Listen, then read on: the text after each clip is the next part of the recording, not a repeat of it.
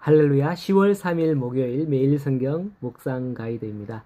오늘 말씀은 지난 시간에 이어서 열왕기하 17장 24절에서 41절 말씀을 묵상하도록 하겠습니다.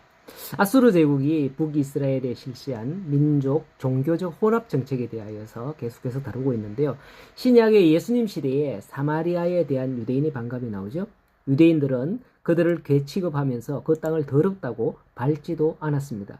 그 이유가 오늘 본문의 이유인 것인데요. 아수르의 혼혈 정책 때문이죠.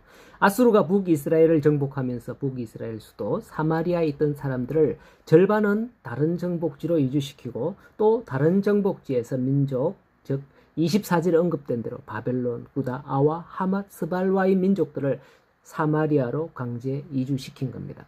아수르는 소수 민족끼리 서로 단결되지 못하게 해서 그들이 대항할 힘을 약화시키는 그러한 정책을 폈기 때문입니다. 그 때문에 시간이 지나자 통혼하면서 혼혈이 이루어지게 된 것이죠. 이런 북이스라엘 전체 영토에서 이루어졌다기보다는 수도 사마리아의 귀족들과 유력자들을 견제하고 관리하기 위해서였기 때문에 사마리아 지역에 더욱 집중되었다라고 볼 수 있는 겁니다. 예수님 당시에도 타 지역은 유대인들이 이동을 했으나 유독 사마리아 땅만을 콕 집어서 유대인들이 거부했거든요. 그렇다면 어떻게 사마리아만 유독 혼혈이 심했을까요? 처음엔 그렇지 않았습니다. 24절에서 26절에 보면 여호와를 경외치 않는 사마리아 이주민들에 대하여 하나님이 진노해서 여호와께서 사자들을 그들 가운데에 보내심에 몇몇 사람을 죽였다라고 하죠. 여기 사자는 영어 성경에 보면 라이온이에요. 라이온. 동물이죠. 하나님은 동물들을 사용하셔서 사람에 대해서 징벌하시는 것을 볼 수가 있는 거예요. 그러므로 하나님의 징계와 진노는 사람, 동물, 미생물 또는 자연환경 등 모든 영역을 사용하시는 것을 알 수가 있는 겁니다. 대표적인 바이러스가 에이즈라고도 볼 수 있겠죠. 강력한 바이러스, 전염병 이런 것들이 다 하나님의 뜻 가운데 있다라는 것을 우리는 알아야 될 것 같습니다. 이런 일이 발생하자 어쨌든 아수르 왕이 사마리아에 거주한 이방 족속들의 건의를 받아들여서 사로잡아간 제사장을 사마리아로 보내서 하나님의 법을 가르치게 합니다. 그러나 사람들은 하나님만 믿는 게 아니라 각자 자기 신들을 들여오기 시작하는 것을 29절에서 33절에 기록하고 있습니다. 이렇게 됨으로써 사마리아는 여호와도 섬기고 그들의 신도 섬김으로써 종교 혼합주의에 빠져가게 되고 만 것입니다. 왜 이런 일이 벌어질까요? 그 땅의 신이라고 여겼던 여호와 하나님만을 믿기보다는 자기들이 지금까지 믿어왔던 신을 놓지 못하였던 결과다라고 볼 수 있습니다. 요수아 24장 15절에서 마지막 유언으로 이스라엘 백성들에게 말했습니다.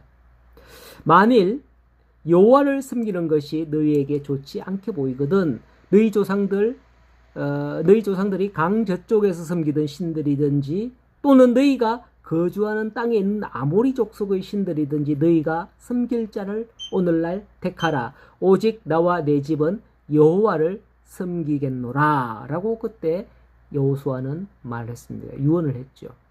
이때 이스라엘은 우리가 오직 여호와만 섬기겠습니다 이렇게 다 같이 대답을 했거든요.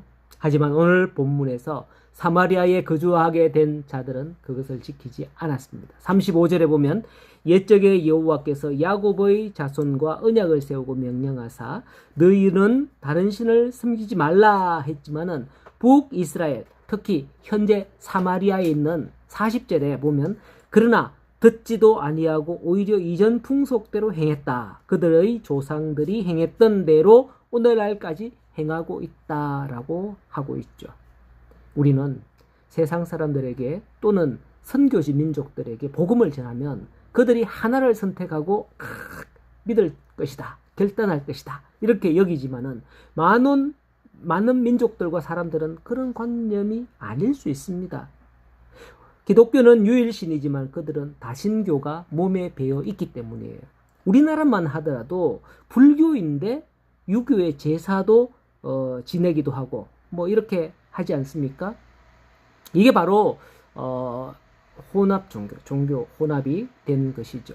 그러므로 기독교도 이런 부분을 유념하고 어떻게 하면 하나님만을 섬길 것인가, 이걸 잘 선택을 해야 하는 거예요. 이런 점에서 볼 때에 신실한 신앙으로 하나님만을 섬기고 예배하는 여러분들은 참 귀하신 분들이에요. 하나님께서 우리 앞에 두신 길이 있습니다. 어느 길을 선택하시겠습니까? 간혹 우리가 선택해야 할 길이 힘들어 보일 수도 있는 거예요. 하지만 예수님의 은혜로 말미암아 구원받은 그 길을 잘 선택하시기를 소원합니다.